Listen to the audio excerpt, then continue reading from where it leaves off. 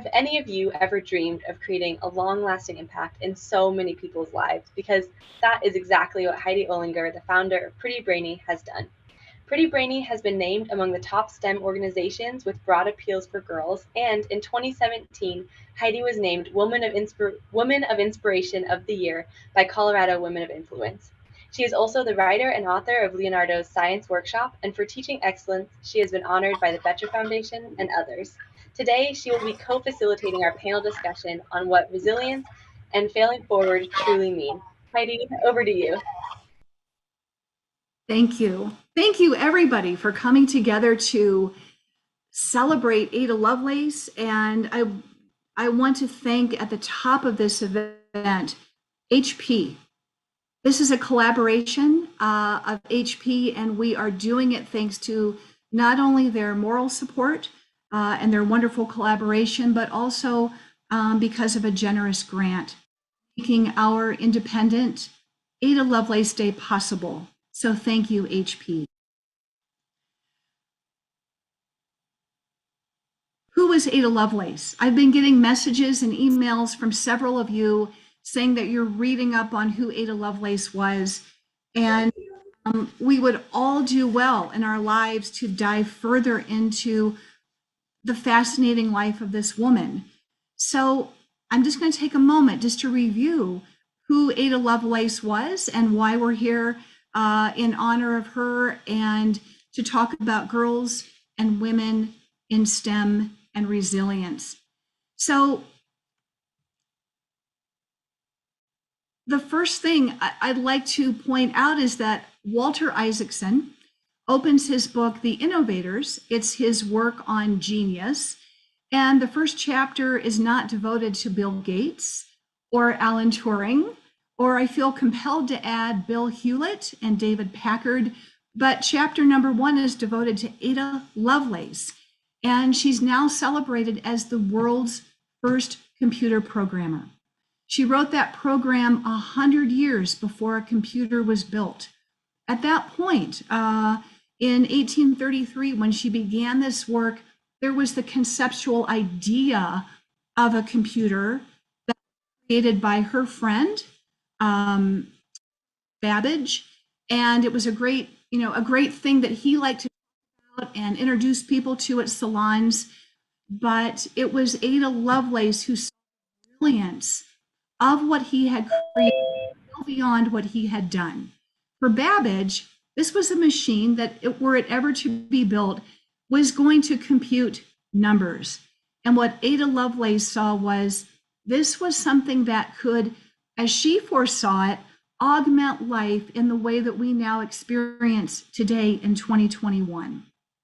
So how did this come about? How could this woman do this in such a way that anticipated our life today, when all there really was a sketch on a piece of paper and a lot of grandiose talk? Her mother, in a great act of early resilience building in children, tried to suppress in Ada any tendencies toward creativity, toward the imaginative, and toward the poetic. Because her father, you see, was Lord Byron.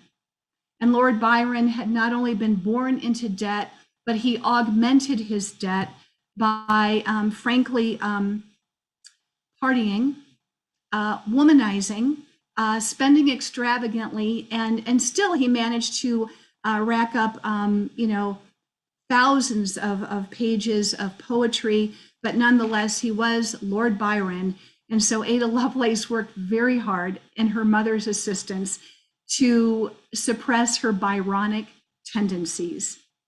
All the same, she said that she felt an intensely close application to marrying together poetry and science, imagination and mathematics. And that's how, in her own training, she came to be able to imagine what we now know as computer programming and applications for technology. So with that little bit of background on Ada Lovelace, I'd like to also thank a number of people who have been the wind at the back of Pretty Brainy in our work in bringing technology to young people and to the community. And so thank you to the following: Russ Harrell, Marianne Heyman, Kenna Castleberry, Amber Cruz, Ann Yanagi, Toolbox Creative, and its founders Don Putney and Tom Campbell, Tech Dad and its founder Jamie Propp, Nino Bogopal, Ruth Pankratz, Holly Carroll, Robin Steele, Mary McClatchy, and the Women in Science Network at Colorado State University. I'd like to thank our honorary chairs for today, Pat Smith and Jane Hamburger. They're so supportive and so wise, and even during the pandemic, they would show up for our events. They would come to those coding sessions and technology building sessions that our young team was engaged in, and they didn't let anything stop them from coming together with our young women. And so we honor them today as our honorary chairs. I'd also like to point out that Mina Bogopal, Robin Steele, and Don Putney are on our board of directors. So if we could just take a moment and give everybody sparkles for all of what they bring to Pretty Brainy, what they do for our community. Thank you, everyone. We're about to start the panel portion of today's event, but before we do, I want to invite everybody to do this. As our panelists speak today, we encourage you to begin taking notes. So that this is the assignment portion of today. Take notes on what they say, and we encourage you to come up with one phrase or line or even a word from each of the 5 speakers.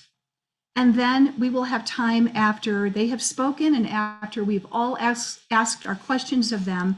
We're going to ask you to take what you have recorded from what they have said. So please listen well, and you will then have that chance to create your own statement of resilience. It could be a line, it could be a paragraph, it could be a haiku or a saiku even, where you bring together science and haiku, but something of your own creation from what our speakers have said about resilience. So listen well, take good notes, and you'll have a chance to share your creation in the chat, or also to stand and deliver or sit and deliver for everybody virtually what you have created today. All right. I think I'm as touched by having been introduced by B. Pettner as anything. And so now it's my turn to introduce my co-host and facilitator, Isabella Pettner. What do you do when others in the world tell you what you should do with your life, with your studies, and with your career, while knowing all the while in your own heart of hearts where your real passion lies? Isabella Pettner, who I'm compelled to add, ended up with the name Bee because her older sister always recognized what a busy bee she was, even as a little girl, and began calling her Bee instead of Isabella. But she first connected with Pretty Brainy 9 years ago when she was in the 6th grade. Thereafter, she graduated high school at age 15 while simultaneously earning an associate's degree in math. She began studying engineering shortly thereafter, and then made the switch to study her lifelong passion, fashion design. In 2020, she graduated from Colorado State University with a bachelor's degree in fashion and is now fulfilling her lifelong passion as a sweater designer for Kohl's. Thank you so much, Heidi. And I'm super excited to be here and to kick off our panel introductions. So to start, have any of you ever had a really tough class or even failed a class? And could you imagine if that class you failed had happened to be one of the required courses of your engineering major? Well, that's exactly what happened to one of our panelists, Heather Volesky. And how did she bounce back from that failed class to now being the principal engineer at HP Workstations as a portfolio architect? Throughout this panel today, we're going to hear about how she has gone from that class failure to gaining decades of experience as a developer and lead engineer for HP workstations.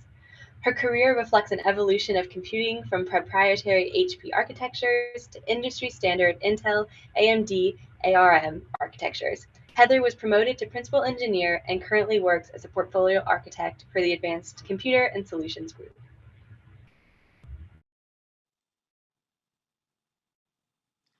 Brianna Havlik. So what has Brianna Havlik learned from failure? Brianna, give everybody a wave so they know exactly who I'm talking about. First lesson, build resilience by having a support network, and that network can include your family and friends. Lesson number 2, and these are Brianna's own words, it's okay to change what you want to do. One bad experience doesn't make you a failure. You just need to find your strengths. Brianna will share with us today what those experiences were that informed these lessons, experiences from her very first semester in college and in a job she thought she was going to love, but that she not only did not like, but that one in which the device she designed didn't even work. First, you should know that Brianna is the leader of HP's extended reality software team, working to deliver more personalized virtual reality experiences around the world. She has a passion for people development and project execution, which she gets to use in the very cool and fun field of virtual reality.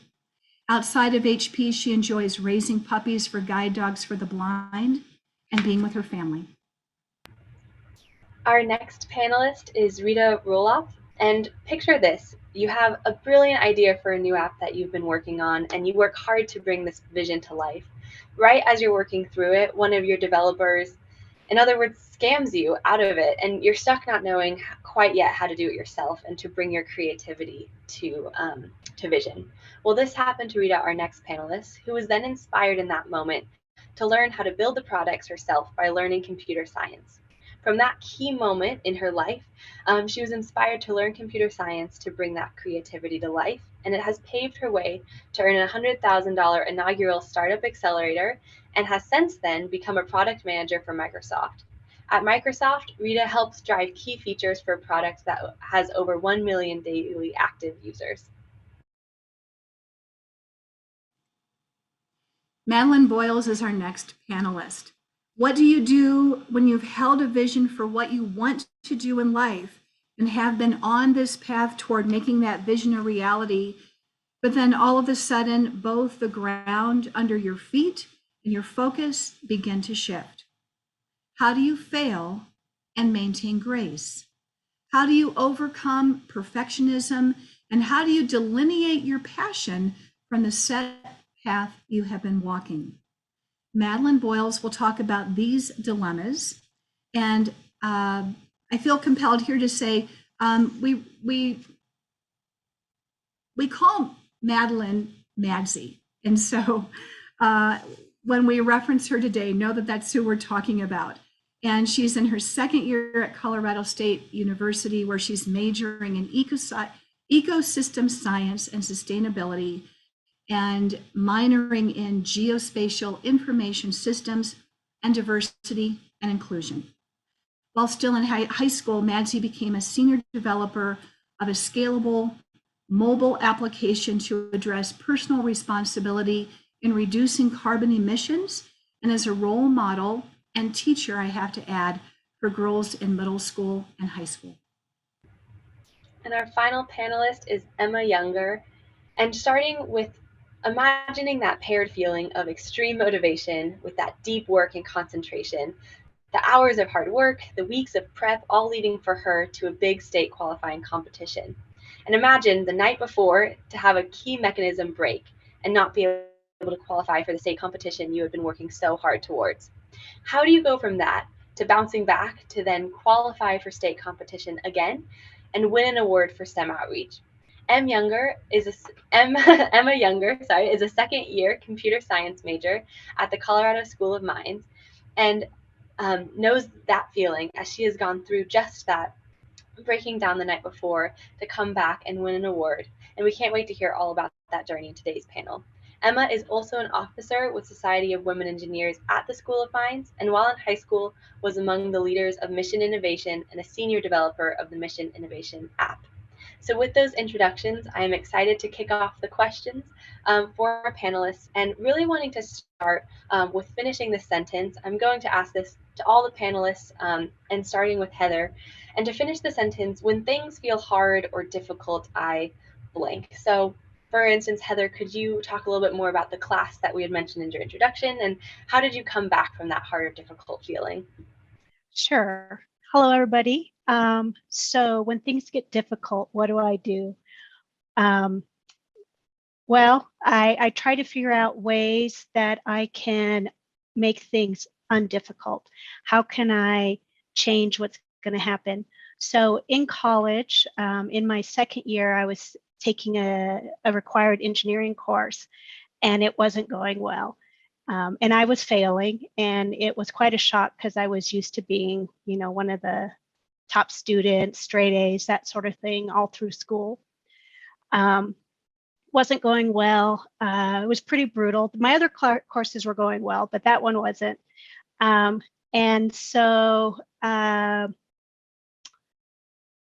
the course, and then had to decide, what am I going to do? Because I am enjoying all my engineering, but I wasn't getting this one course.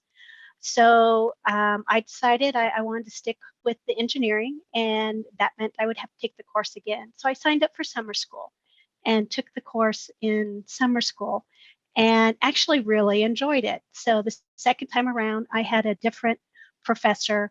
The course was short because it was summertime, but we had it for a longer time each day.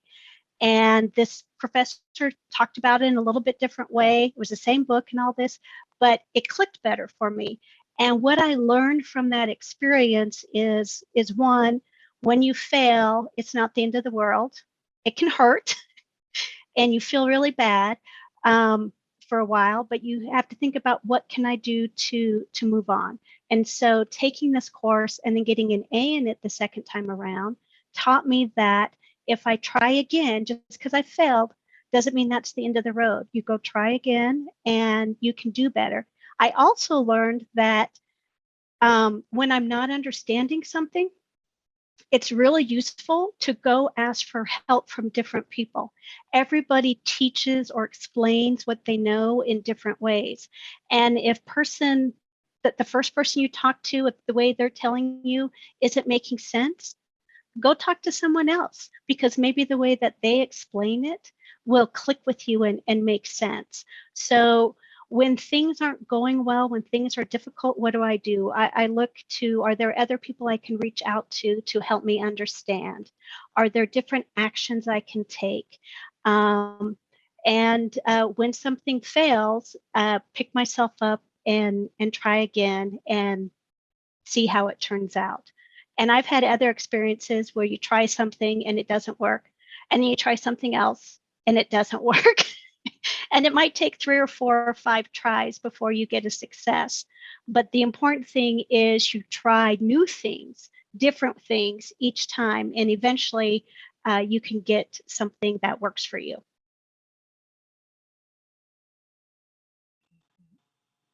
I feel compelled to add here before we ask the next question that so much of what Heather just related lights up, or I shouldn't say lights up, maybe bewilders some of the girls who have been in our programs over time with Pretty Brainy. And it was one of those points when a mentor was telling such a story that we noticed that suddenly girls were sitting up straighter, and they were shocked to hear that a mentor had failed not one but a couple of courses in college and had to repeat them. And so that's a little bit of the background about what has brought us here today to talk about resilience. And so I want to direct the next question to Rita Roloff and ask Rita, how do you define resilience and what has informed that definition?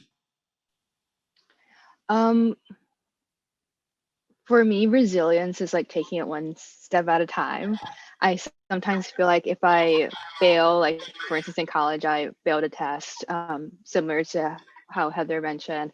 I also in high school, I had an app idea that I had, and I hired an overseas developer. I was only 17 at the time and I was scammed. So I was very sad there. But I think that if I would have thought, okay, how can I build this app, or how can I get an A in this test or A in this class? And mind you, in this test, I got like a 40%.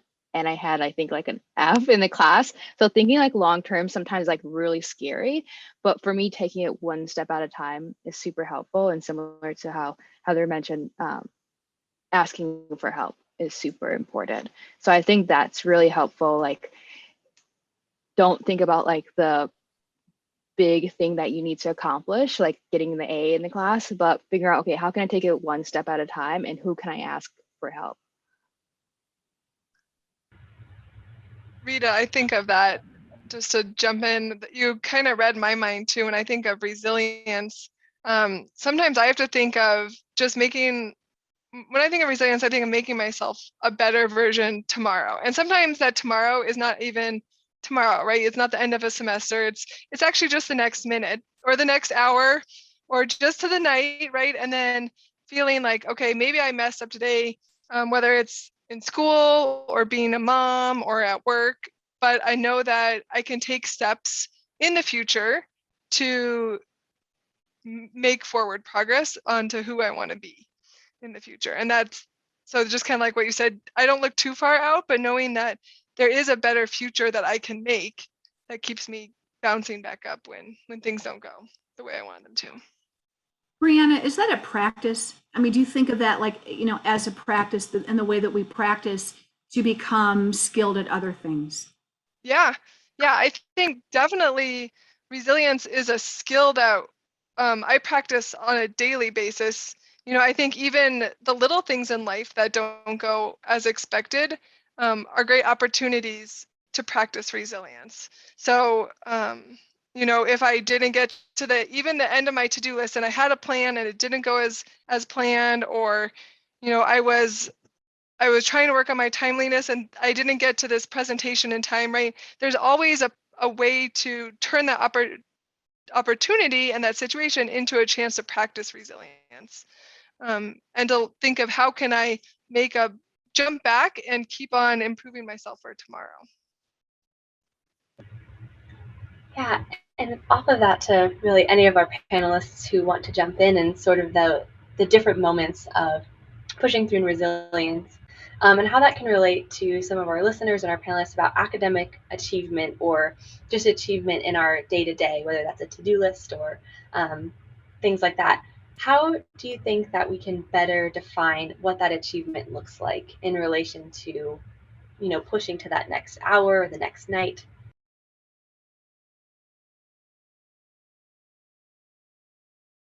I can speak to that a little, I guess. I think that defining achievement is something that is really difficult to do because an achievement looks different for every single person.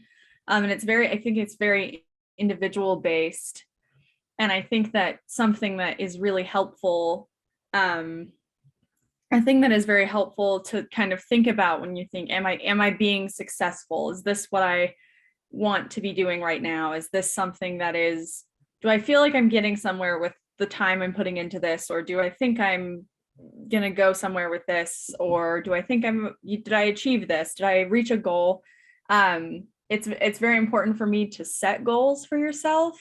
I think that's something that I've been practicing recently. Is achievement is not a definition that someone else gives to you. It is something that you kind of create for yourself. And so, you know, goal setting, whether that be, okay, at 3:00, I'm going to go make myself dinner or something. I don't know. Like, it's kind of like, let's each go and set goals for the day or set goals for the year or set goals for our life. And, you know, achievement it's very self-defined in that way. Nancy, I'm going to follow up on that and direct this both to you and to Emma, since you're still in school. I shouldn't say still. That makes it sound like you're like a seventh year undergraduate. Should we look at defining achievement differently than what is presented to us in our current academic setting? Should the definition of achievement be broadened, or should it be retooled so that we're not just emphasizing grades and A's, or numbers as marks of achievement? And how can education perhaps shift that definition? I can talk about that a little bit. I've actually thought about that a lot recently with grades, because most of my classes as of this year have changed the course structure a lot compared to last year. Last year, they were a lot more lenient with things like tests. So our exams are weighted a lot more heavy this year, since it's kind of getting back to normal. But it's really interesting to think that 75-80% of my grade just rests on one test that I take for an hour and a half, at night. Because our tests go till 9:30 p.m., which isn't a great time for me to think. So I'm I don't know if grades are the best way to measure achievement. Especially because I feel if you're going through an engineering program or a scientific program of any kind, I think it's a lot better to measure how well you're completing different projects and stuff. So I feel our grades should be more project-based in engineering programs, which they are in some classes. Some classes that's the whole entire class is a project. But for the classes that aren't, I feel it should be more based on how we're putting all the skills together, rather than just regurgitating information onto a test for an hour and a half, which it has been lately. So that makes me wonder too, before B gets her question in, I'm wondering with Heather and Brianna on the job, do you see that graduates come into HP and they have that project-based real world experience that they're ready to bring to the job, or has that been missing from their preparation? It depends on the candidates that we have, but we look for candidates who have the foundations, right? They understand what's happening in the engineering, the math, the communication even, and they're willing to work to apply it. So some have had more project experience perhaps than others. Some have been more textbook or focused. And what the ones who've been the most successful are the ones who really can marry both of that, right? That they need to have the foundations, but we really want people who can learn and who can connect the dots, who can take what they know and do something with it. Those are the successful candidates that we see. And we've had everyone, candidates from folks who, you think of as maybe your straight A person coming out who've been successful, and others who've come out with the straight A's and not been successful. We've had people who maybe their grades aren't as great, but been very successful because they're very good at applying the knowledge they have. Just because they weren't able to translate it directly to tests didn't mean that they couldn't create and engineer and design. So as you're studying, as you're doing school, as you're working on things, one, you should be challenging. I think everyone should try and challenge themselves, set goals, and fail some at your goals, right? Because if you're pushing really hard and you're doing something that you don't know how to do, there are going to be times you're going to fail. And that's okay if you're learning from that failure and understanding why it didn't work. And then how do you do something different that then works? And off of that idea of failure and getting comfortable with failure, either to maybe Brianna or Rita as well, is what has made it possible for you to kind of accept that failure as that key ingredient? Did you have, a breakthrough moment when failure was no longer this very threatening feeling of a word? Yeah, so I would say the biggest kind of breakthrough moment that I had probably happened a few years after I had started my first job. And I started off at HP actually doing some verification of computer chips. But the job that I really wanted was I wanted to design those computer chips. And so I had worked, really hard, tried to get lots of experience, got some mentors, and finally got that job that I always wanted. Now I started doing this design of computer chips, and man, I did not like it at all. Like, it was super stressful. It was just very it didn't play to what I liked doing about my job as an engineer, and it wasn't my favorite job. So that was like the first failure, thinking that I knew what I wanted to do and then having it not match up with my expectations. And then my second failure associated with that was I designed a computer chip. You send it off and you get it made, and then a few months later they test it out, and the testers and we had of course tested it all along, but once it was actually produced, they found a problem where like every 20th time they turned it on, it would act unreliable. And so then they called me and they said, we're unable to use what you designed. We won't be using it in our future product. And that just kind of hit me like a bag of rocks. I was like, oh, like my first chance to do something that I always wanted to do, and I sucked. However, so that was kind of my low point. However, I feel like that opened up all these new doors for me, that experience. And after that experience, I actually started looking at what do I really want to do, because that ideal job I thought I wanted wasn't what I wanted. And so I started looking at my strengths and finding out what was I naturally good at and what did I enjoy about any engineering job. And that was, working with people, getting people aligned. And so I moved into project management, and I loved my job after that. And so for me, that failure really, I had to embrace that failure and then move forward. And that really helped me become who I wanted to be in my career, and helped me really develop as a happier engineer, because I had that failure. So really, taking that failure lesson and moving in a positive direction was kind of that turning point for me to say, hey, I can learn from all these things, and maybe everything happens, you can grow from all of those failing experiences. I like to post this to everybody on the panel, and you can jump in and answer this as you choose.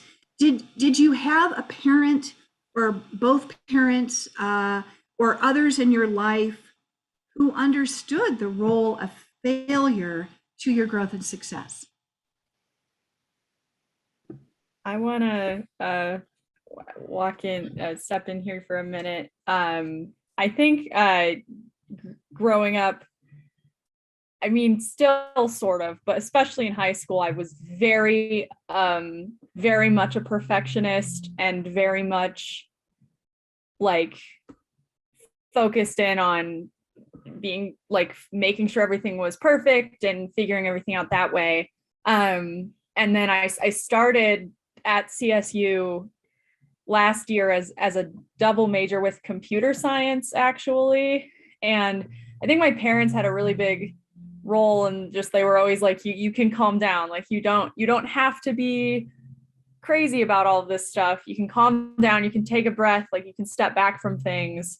And this was like last week, I think I ended up deciding that I was dropping my computer science major, because while I love programming, the actual classes I was taking and the jobs that I was, going to career fairs for and stuff were just not bringing me joy, and were not, they weren't really something I wanted to do with my life. And so I, refocused that tech love on, the GIS, and I'm excited about that. But I texted my parents and I was like, hey, I don't know if I need to ask permission to this, because it feels really weird to like drop out of something that I thought I wanted to do. And it feels really weird. And they were like, we're proud of you because you never would have done that 3 years ago. And I don't know, that was something that felt somewhat validating.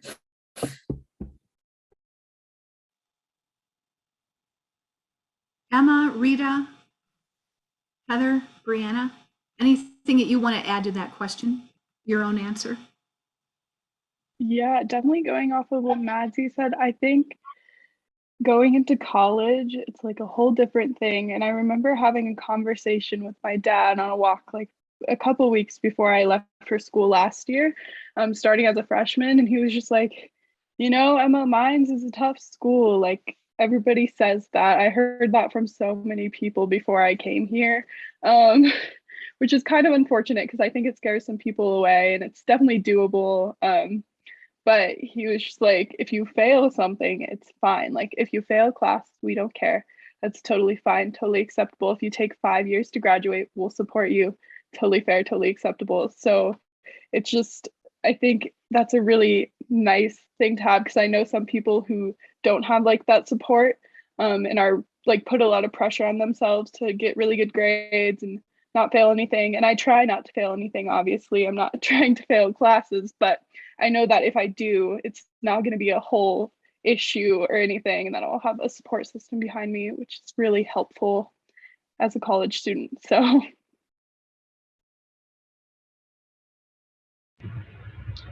And off of that, Rita, for you, I'm curious if there's any, whether it's, support that you've gotten in your life through family or friends or professors, or even if there's advice that you wish your younger self would have gotten. Is there any sort of advice or support that you find memorable in your journey? I think from the grades conversation that we were just talking about, I feel like I was really hard on myself younger. I don't know if that's the firstborn syndrome where you're super hard on yourself. And I remember like coming to my parents, even in like middle school or high school, saying like, oh, I didn't do so well on a class. And they would always ask, have you tried your best? And I think that's really important, to always not compare yourself to other people, but always see how you did in the past and if you did better than what you previously did. And I think that's just helpful, because else you're like comparing yourself on a different journey of someone else. And so I think even just having them do something very simple, like have you tried your best, really helped me for the rest of my life and other areas of my life. Yeah, that reminds me also of in preparation for today, I was digging into what's happening in K-12 schools with resilience. And believe it or not, it's a fresh topic.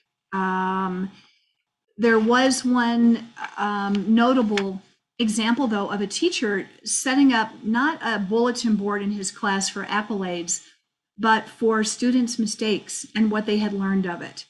And that was being celebrated. So I think that those points about grit and how the mistakes build the resilience, and especially I think, as Heather said earlier, what you learn from it and take away is really important. I'm wondering, the idea of perfectionism has come up, and Rita mentioned she was really hard on herself. Rita, I'm wondering if perfectionism was something that you feel held you back, and how other of the panelists may have experienced perfectionism growing up, or still as adults now as well. Yeah, I think it did. And I think what helped me take more risks in life was kind of like imagine what would be the worst case scenario, and you'd think like that would make it worse. But sometimes when you write down the worst case scenario and you look at it on paper, you're like, that's actually not that bad, then you're more likely to go for it. And so I think that really helped me, is just outlining, okay, what is the worst thing that can happen if I did fail the class? I'm going to take it in summer school or something. And so I think that's really important to do. I really liked what Rita said there, and also her earlier points on perfectionism and the pressure we put on ourselves or around us. And perfectionism can be good in some ways, right? Because it pushes us to do more, to try to do things really well, to be really good. But like Rita said, it can get in the way also of not taking enough risks, of not trying something new and different because you're afraid you won't get it perfectly, won't do it perfectly. And so I love her idea, and I think this is really good. I've done this a little bit myself as well, is, like what Rita said, that you write down what's the worst that could happen. And, is the world going to end? Are you going to die? No, then maybe you should go for it. That being said, even today, with, the experience I've had, there are days, there are times when it's really hard to push myself to take those risks because I want to be perfect. I don't want to make a mistake. And yet what I do in my work today, we need to be pushing, trying new things, being bold. And when you're bold, you do have failures. So there's always this tug of war. So do what Rita said, right? Write down, when you're afraid to be bold, to take risks, write down the worst that could happen, and then go for it. And if it fails, go figure out why it failed. I mean, that's some of what engineering science is all about, is why did it fail? Look at our light bulb, right? We wouldn't have the light bulb today if, Edison and his team of people didn't fail. I can't remember how many thousands of times, but it was a lot. We wouldn't have Post-its if people didn't fail. So be bold and fail and persevere. Yeah, I think Heather and I probably have similar industry stories. I constantly feel that tug of war that Heather was talking about. Like, it's uncomfortable still for me. I think I've been a perfectionist most of my life. Now, as a working woman, it's very uncomfortable for me still to fail, but that is part of my job in the virtual reality field, right? We're trying to do something that hasn't been done. And if we just do something that we know is going to work, it's yesterday's product, right? No one wants something that, of course it works, but it's already been done. So we're trying to innovate and solve new problems. And we fail a lot more than I would have thought. But going to well, what's the worst that can happen? Well, we spent some money. I still have a job, so that's great. And what we're doing is we're taking all those learnings and we're applying those to future products. So it's not a lost cause, right? We're actually spending money to know what we should be doing in the future. And worst case, I mean, if I lose my job, then I have skills that I can apply to other jobs. So if we go down that worst case scenario. And then one other topic I just wanted to mention on perfectionism is growing up in high school and college, I thought grades were so important as far as my self pressure on myself. But now as a manager and being able to hire people, just like Heather said, it's only a piece of the story. And, I would say a well-written cover letter and explaining why you're interested in that field, and even if it's project experience outside of school, right, that can be just as valuable as, or more valuable as grades, because grades are just a little piece of the picture. And I wish I would have known that snippet of information when I was going through school.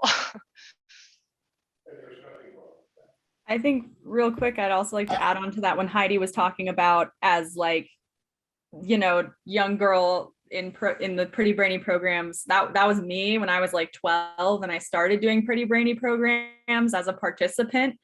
And the first one I did was at CSU, and the women, there were engineering students there that were role models and guides and, mentors. And I was like, these women are gods. They are the they're perfect, they're amazing, I want to be just like them when I grow up. And there was such like they were telling me all these stories of like, oh yeah, like I failed a class, and I was like, you failed a class? Like, wow.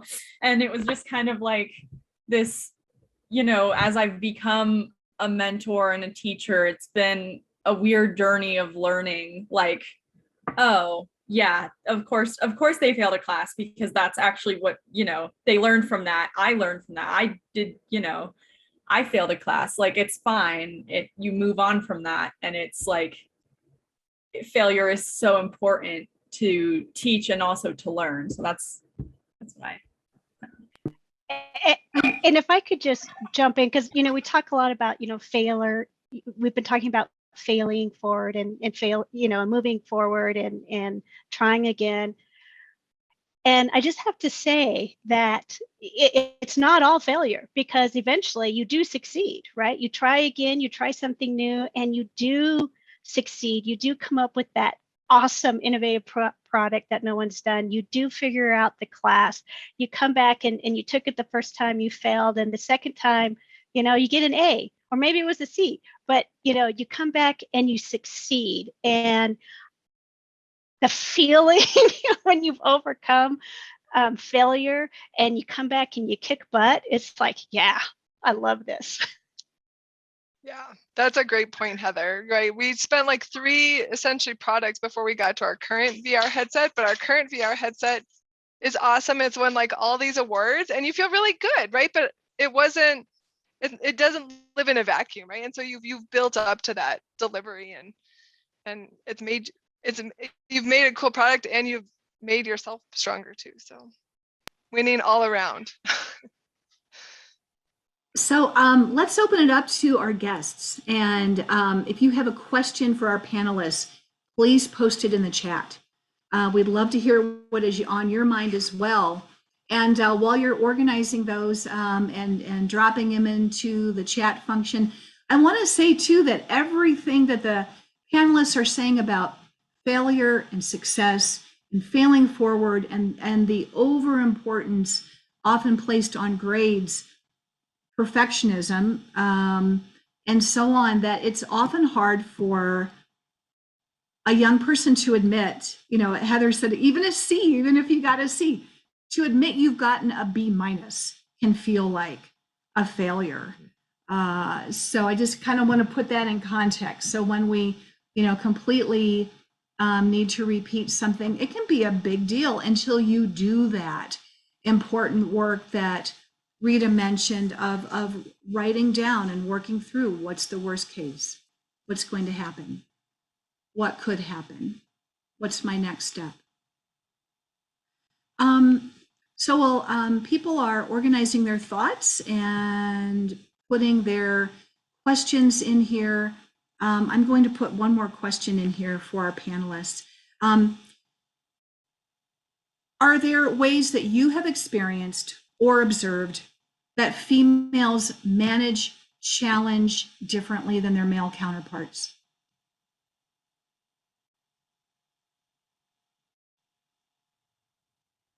Is there a gender issue here at all?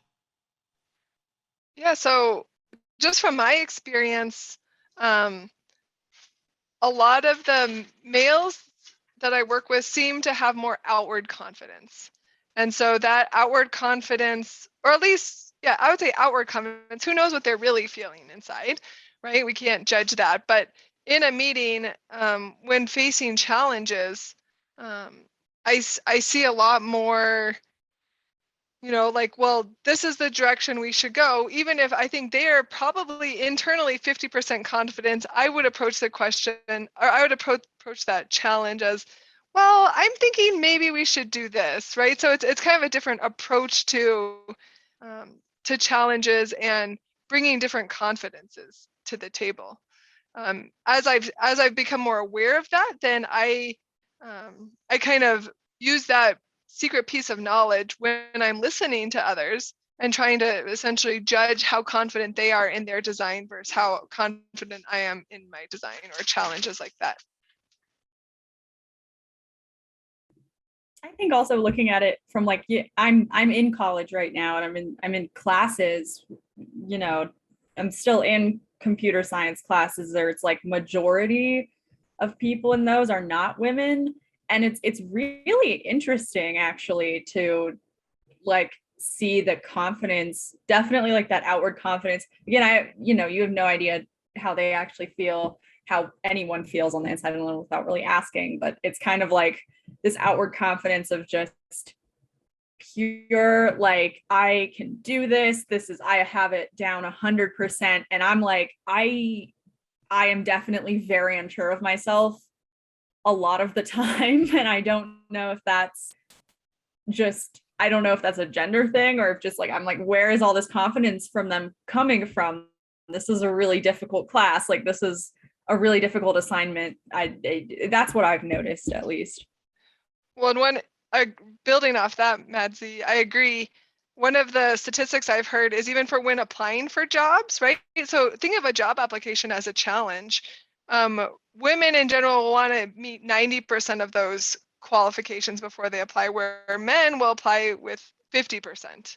And so there's just, a little bit of difference in how you approach problems sometimes across individuals, for sure. Of course, even individuals vary, right?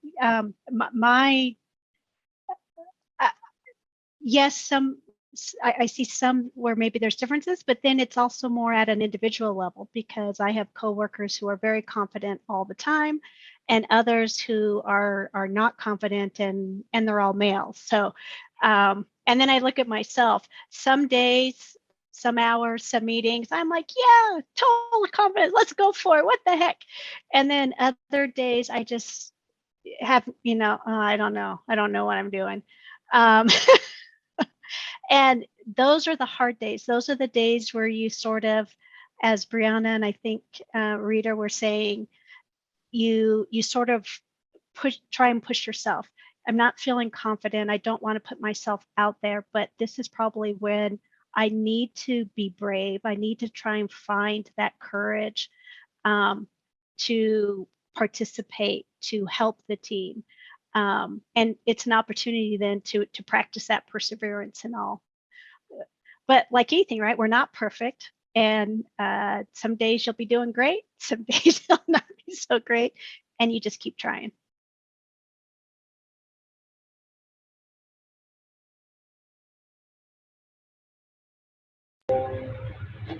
Emma and Rita, do you have any additional thoughts on that before we jump to the next question?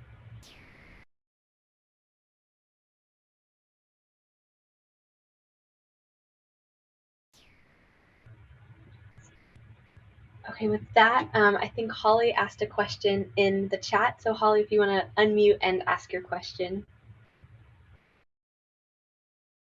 Sure. My question is, how has the COVID pandemic affected your work or college career? I know I have felt, it's affected my whole life. And I just wondered if it affected your experience, your confidence, as you were just talking about, or the isolation of it has, of sitting in front of a Zoom camera.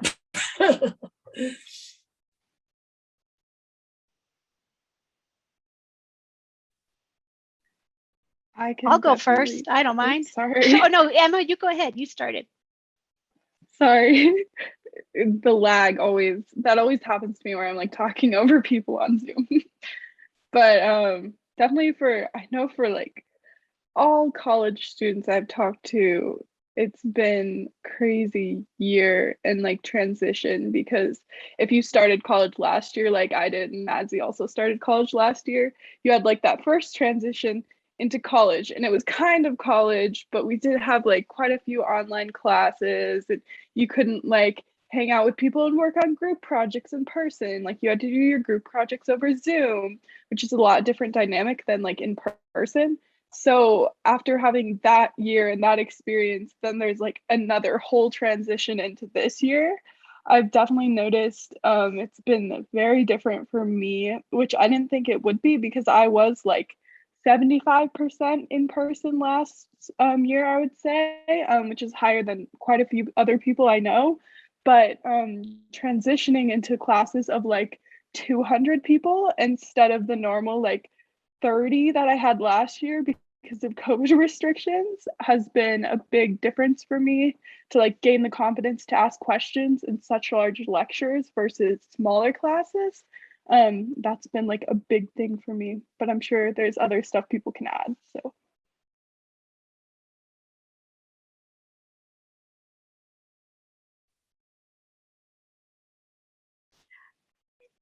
Yeah, the ongoing pandemic and change in work is hard.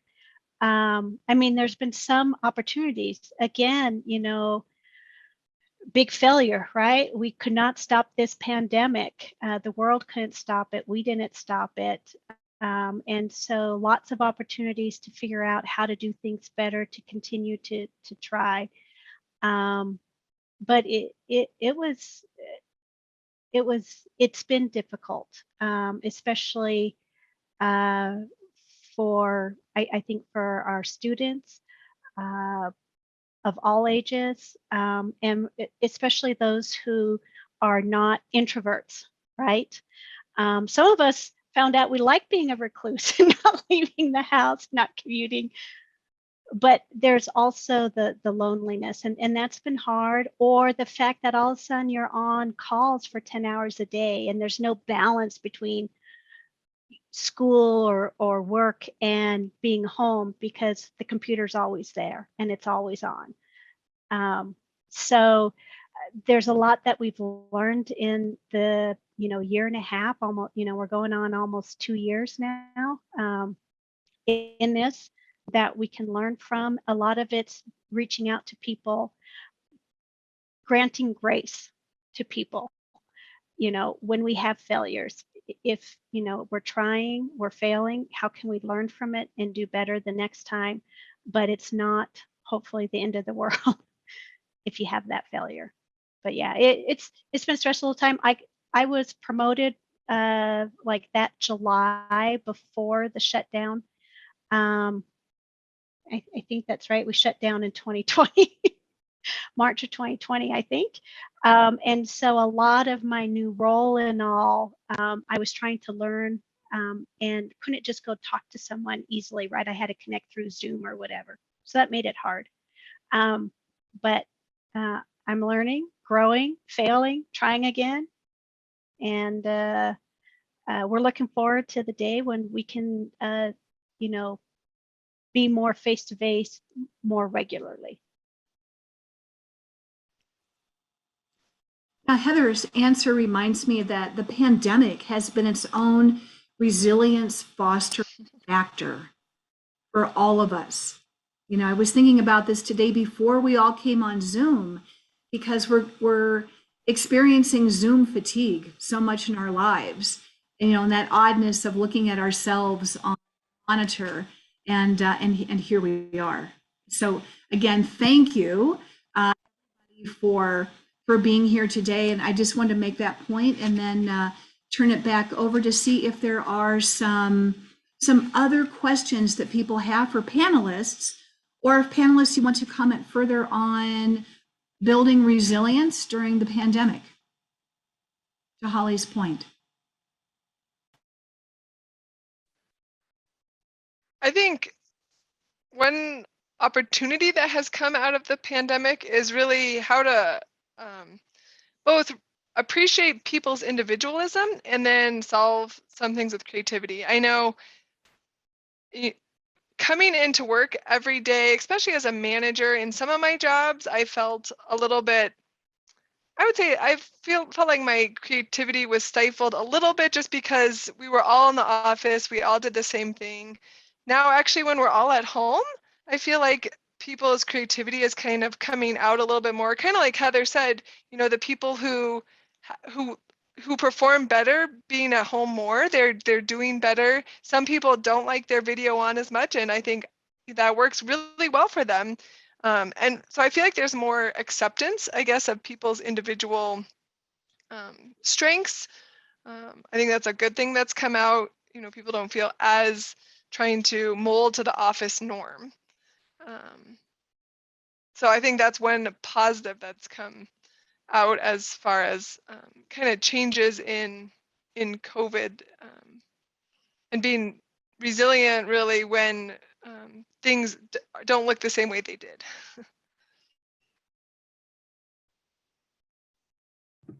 I think college in a pandemic is just wild. It's crazy. You start unlike Emma, all of my classes were online and most of those were completely asynchronous. So it was essentially entirely up to me whether I watched the lecture videos or like did literally anything to learn or like do any of that. And so that was really challenging. I feel like my grades alone have reflected that just between last semester to this semester, because now we are more back in person and all of my classes are in person now. But it was definitely really rough to try and learn of my own personal conviction, like just to sit down and be like, okay, it's class time, even though there was no schedule, nobody was telling me what I had to do and what I had to not do. It was, it was very unorganized, and that was very difficult for me.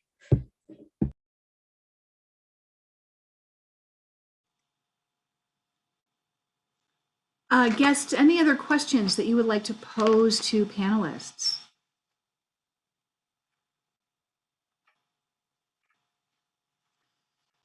Okay, now's the time to get creative with our writing. And so at the beginning, I introduced collecting statements, lines, phrases, words from our speakers, and then turning those around so that each of you are creating a statement of resilience of your own creation from their words.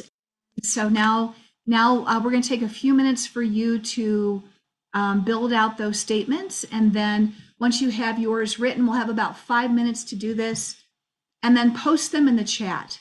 Mina Bogopal posted several before she had to step away to go work on a grant application.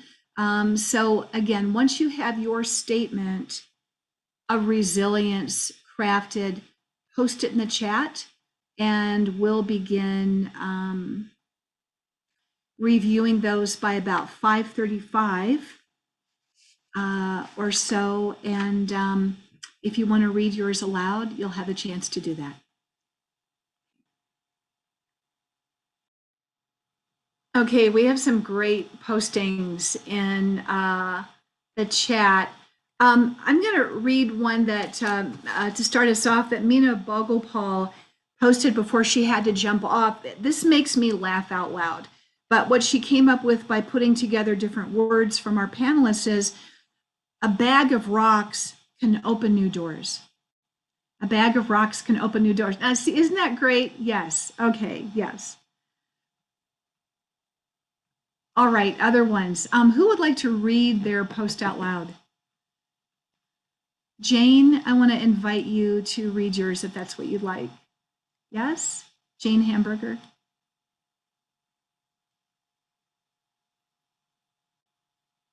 There were two things that really struck me in what resilience can do.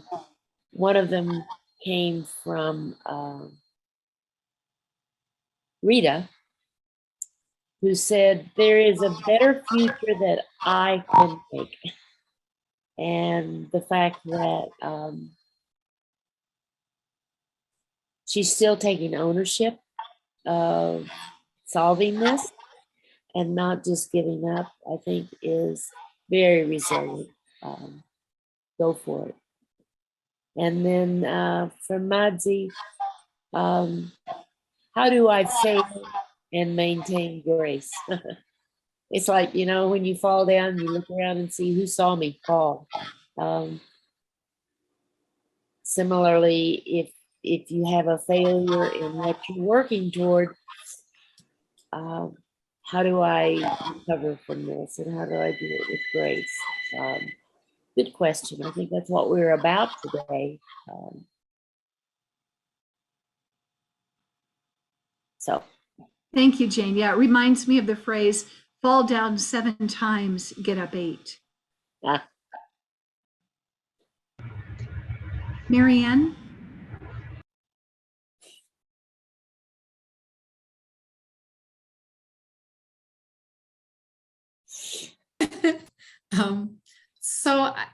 I'm just so amazed, and this is just really great to hear the perspectives of both, all the generations here. But I think, one of the major themes is that, gosh, if I'd have known in my younger self, and I didn't even start my career till I was almost 50, I was 48 when I started a career and just retired from it after almost 18 years. But I think if I had known even at that point that it was kind of okay to fail. I mean, I totally had a fear of failure even at that point. And so hearing now and looking into my forward retired life, because I'm retired, just so recently, that, to just see that there's a lot of things to try. And if I fail, there's a lot of successes in failure, but I won't always discover what they are. But I'm going to know that there are some successes in those failures, and there'll always be kind of that, I don't know, that curiosity to know what success didn't I discover, even though I discovered successes and failure. So that's, I'm looking forward to this. It's wonderful. Thank you so much, Marianne. And Katie, shoot, would you like to read yours? Yeah, hi everyone. I joined pretty late because I had lectured during most of Ada Lovelace celebration, but it's really good to be here and see everyone. So Heidi instructed me to make my own words of resilience, since I couldn't really pull from speakers before. And mine was just kind of talking about how resilience is required for like most things we're doing. When you pursue challenges, you need resilience to overcome them. So for me, that just means showing up to everything or what you need, asking for help, finding passions that are worth building up your resilience for. And then resilience doesn't mean being on 100% of the time and constantly like facing the problem head on. It also means taking a breath sometimes so you can just be better when you actually are on for what you're doing.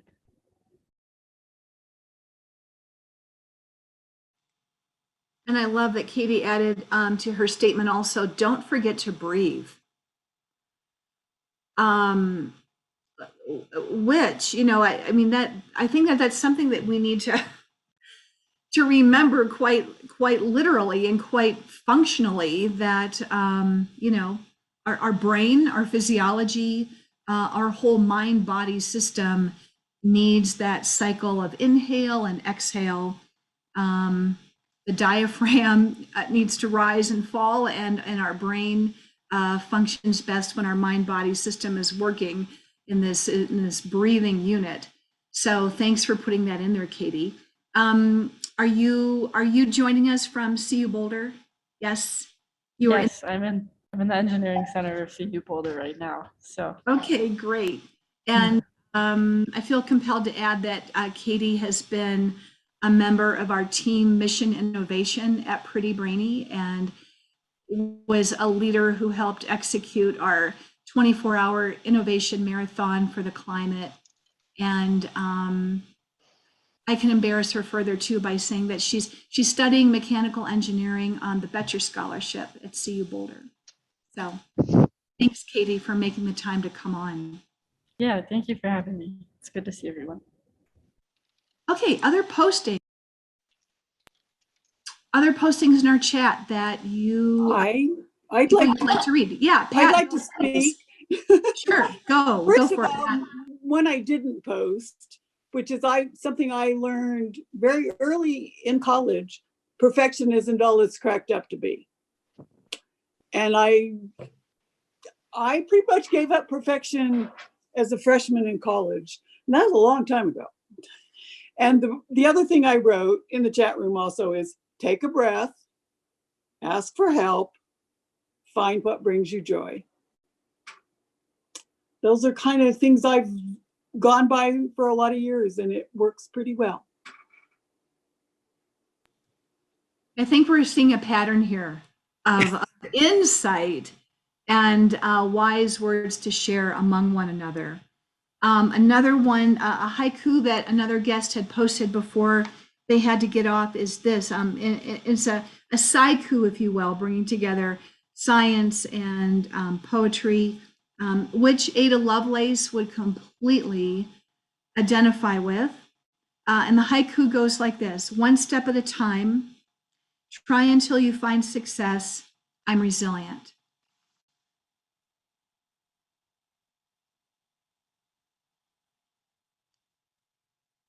So who has not yet read out their post, who would like to go ahead and do that?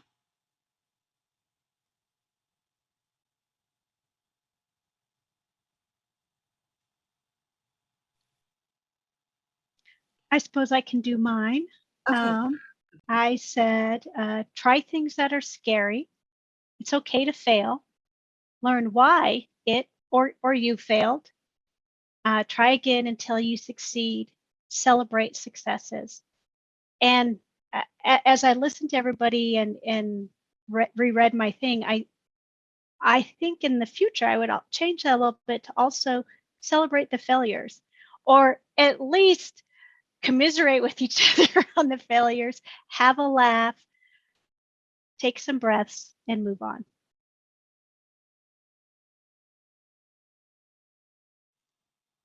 It seems as if, you know, with the breathing point that so many of you are bringing up, is another word that we can talk about in here when it comes to building resilience and practicing it is wellness. An accurate word to bring up a topic, wellness as well? Yes, okay, so everyone's nodding her head. Okay, and so, you know, along these lines, I think that's another thing that is, has come forth so much during this pandemic, and where we were really forced, many of us, to slow down because of not being able to venture out, not being able to, or not being required to drive to meetings, but doing the Zoom gathering and so on. It for some, it carved out this time where we could reflect on taking a breath, on focusing on wellness. Does that resonate with anyone right now? Yes? Okay, all right. I think you know, it's true to say as well that we are, you know, as we're mentioning perfectionism, for example, and how we can redefine achievement, there has been this pressure of do more, do it faster, be relentless on yourself, work hard. You know, if you just kind of grit your teeth and grind it on down and hang in there, where we're not looking at the real physiological benefits, not only of breathing, but taking a break, getting a good night's rest, eating a meal, you know, going for a walk, all things that our brains need to continue to build resilience and to be our best at what we do. So, any other comments on the wellness theme?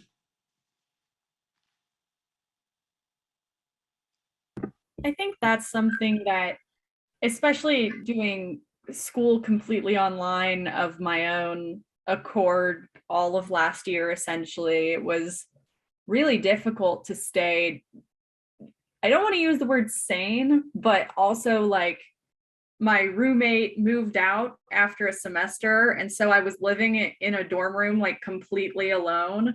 And I didn't have any classes to go to. the dining hall was essentially non-operational. You would just go for 5 minutes and pick up a meal. And so I was lucky in that I had a good group of friends, but I think something that I would say as like a resilience statement is it's not a solo battle. Resilience isn't. It's you know, you need to find a support system, whatever that looks like.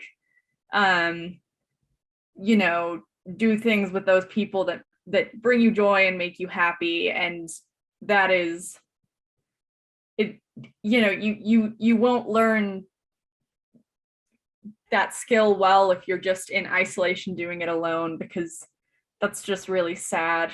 And yeah, that's what I would say about wellness is, you know, you have to prioritize yourself and, you know, make sure you're doing well. And part of that is surrounding yourself with good people that you enjoy spending time with, whether that's family or friends or both, or professors or whoever you reach out to. They, you know, that's just like part of the battle.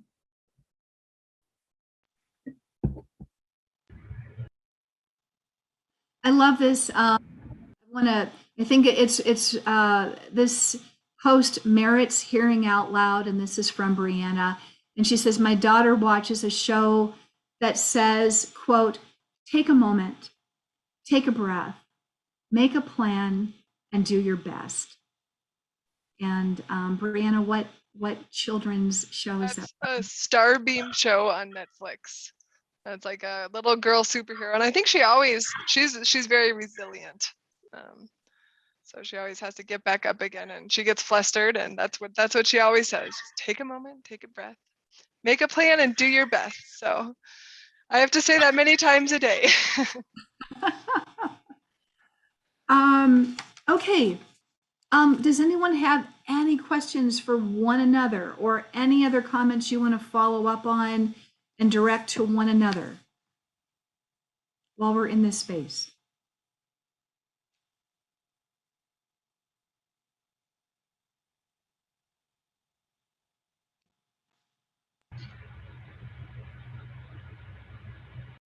I just want to say I really appreciate everybody on the panel, all of your comments, your thoughts, the folks who've posted.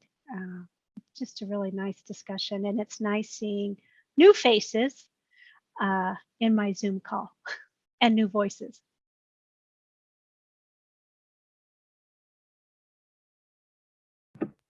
I know I learned a lot today, even, you know, from audience members and other panelists that I had never met before, and now I don't know. It was really nice. I liked being able to communicate with a lot of different people at various career stages or education stages, or, you know, just multi-generational. Like that was really nice.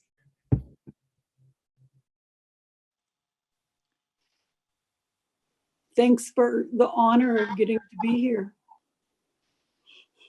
Thank you, Pat, and thank you, Jane. And I wanted to say for everybody, one last word for the girls who will be listening to this. There's about 20 girls and their parents who registered so that they could have the video, the recording of this session to be able to listen to afterward. So I'd like to give each of our panelists one last word to send to all those girls who will be listening later. And if you were in their shoes right now, what do you wish, or what do, how do I usually phrase this? What advice would you give to yourself now that you are so many eons of experience advanced down the road? What do you wish somebody would have said to you back when? So pick an age, and then what is that advice you would give to that younger self? Last word from each panelist. Emma, let's start with you. All right. I think the age I'm gonna do is like 15, 16, which isn't that long ago for me, like ish years ago. But there was like a pretty good chunk there, at least a year in high school, where I was really like, I don't think I can do STEM or like anything within that area. And that had been my plan since I was like in 6th grade, probably. So like 12, I was always like, I'm going to do something in STEM. I'm going to be a programmer for a very long time.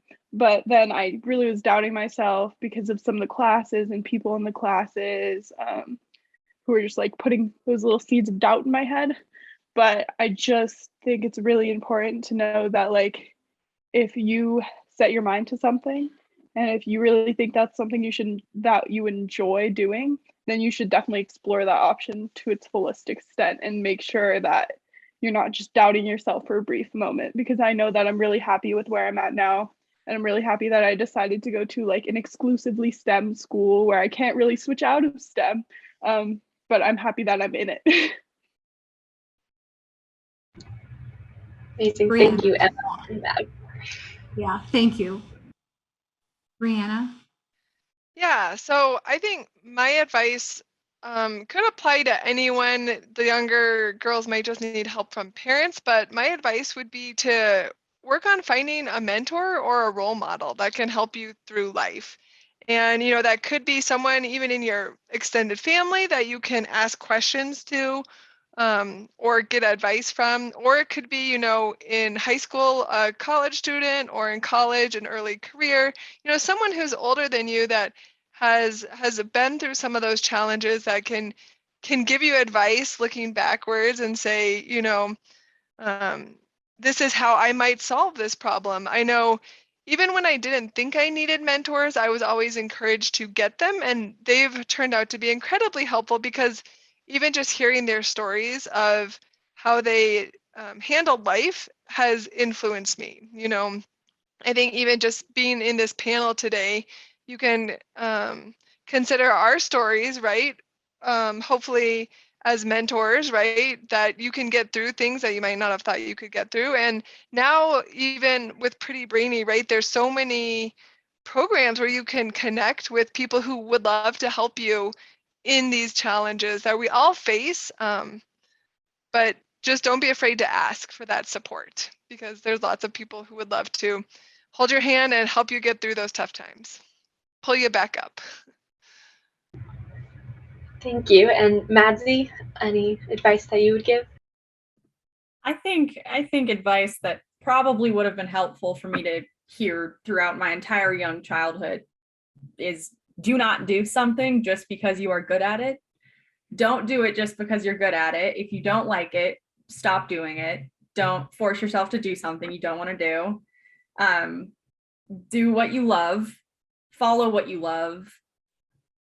Your existence in itself is world changing, and you do not have to do something just because you're good at it. You can learn something new, you can try new things, and I think especially just do what you want to do and do what you love, even if you are really, really bad at it, because that is like, it does not matter if you're good at it or not. If you are finding joy in it and you are having a really fun time with that, then you will get better at it and you will succeed at it. And that is where you're going to find the most success. So that's my advice. That's really great, Madsy. Thank you. And Heather? My advice, I think I would hop on a little bit on Madsy's bandwagon, and that you should be going after what you like and enjoy.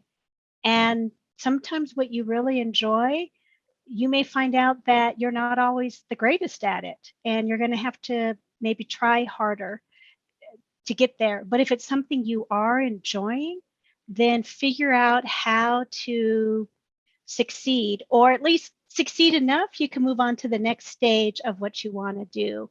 And you don't have to be perfect. In fact, if you're willing to be imperfect, then you're more likely to take risks. And when you take risks, yes, you're going to fail, but you're also going to have some awesome successes. And then celebrate your successes, celebrate your failures, and just keep trying Thank you, Heather, and thank you to all of our panelists for those really amazing last words of advice. Just before closing, a few announcements is that we really look forward to seeing you on November 2nd for our STEM chat series. She has the floor. When on our November 2nd date, astrophysicist Olivia Crone takes the floor to talk about experimentation and the amazing chemistry of our outer space. That will be live streamed, again, sort of a similar setting to wherever you are, and reserve your place at prettybrainy.com for that November 2nd. She has the floor. And a huge, huge thank you once again to HP, to all of our panelists, to Pat and Jane, and for everyone coming together, connecting, and sharing these wonderful, wonderful messages and advice on resilience and what that really means. So thank you again to everyone.